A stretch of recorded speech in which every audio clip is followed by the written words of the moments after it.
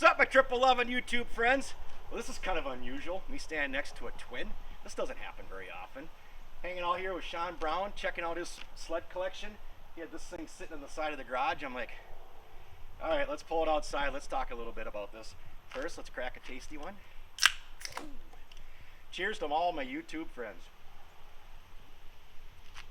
Well, I'm going to hand it over to Shawn because he knows a lot more about this sled than I could ever even think about knowing. I know back when they came out new, a buddy of mine bought one, and I got to ride it a couple times, and they were just a crazy sled to ride. They handled awesome.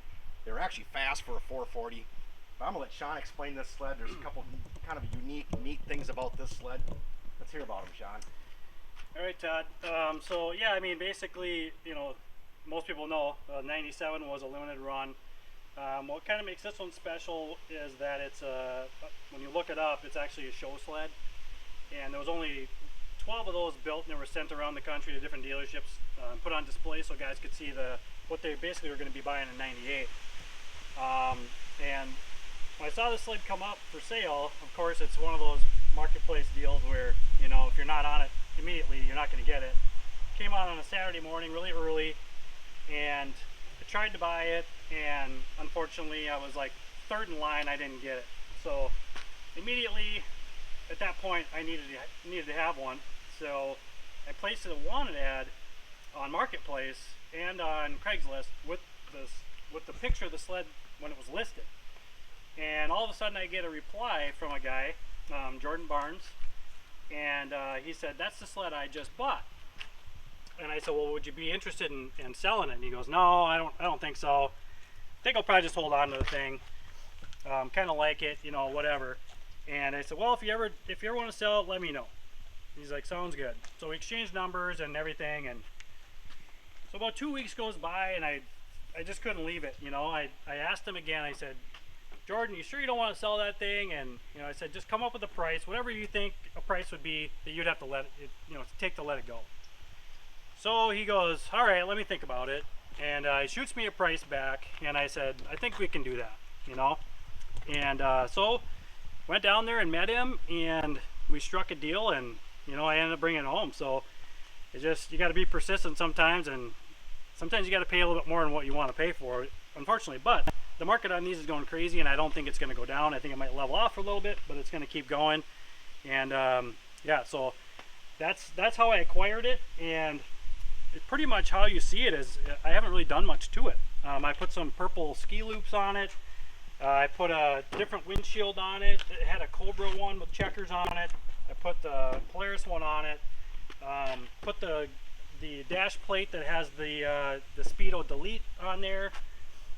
I put a different brake, and so the hooks were on here. Put a different brake handle, and other than that, that's it. I mean, I cleaned the power valves and just ride it. I mean, haven't done much. It's just a runner, and you know, I like to ride my sleds. I make them nice, but I like to ride them. And I've had this thing out quite a few times, and it's pretty fast. I mean, it's pretty crazy how fast a little 440 can be. I remember running guys that had these back in the 90s, and they would keep right up with the 580s. You know, if they're tuned great, they'd keep right up with them. So they were definitely a force to be reckoned with, and it's just a cool piece. So They didn't have the longest of legs, but you could get in the tight trails with these things, and you could hang with anything. Yeah, out there. I mean, a triple would, you know, it's going to get you for a while. Yeah. But then the triple has the long legs; it'll go. Yeah. Exactly. But these things they're quick. But yeah, if it was a tight trail system, you couldn't put any distance in between one of these if the triple was in front. Yeah.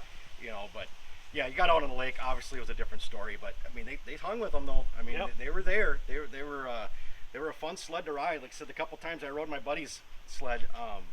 I'd get off. I'm like, God, it's just so light. Yeah. You know, you could ride It's it nimble. all day and not be exhausted at the end of the day. Yeah. You ride a triple all day. Yeah. You can feel it. It's night and day. Yep, This thing is exactly. actually fun to ride. You know. Well, let's hear this thing run, Shawn. I mean, it's so gorgeous and definitely an awesome score.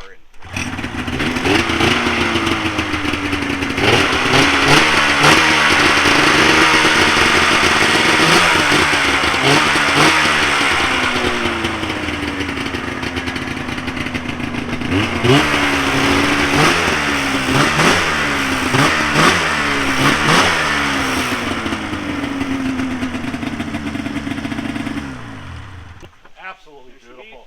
I tell you what, Shawn, thank you so much You for bet. sharing this unbelievable sled with us. Absolutely. I mean, guys that seen them back when they were brand new can watch a video now and appreciate how cool these things really Yeah. were when they came from the race program kind of into the public hands, so the public could actually ride them on the trails and stuff. But very, very cool sled, and I'd be extremely proud to own it if it was mine. So thanks a lot, Shawn. You bet. Thanks for watching, guys. See you in the next video.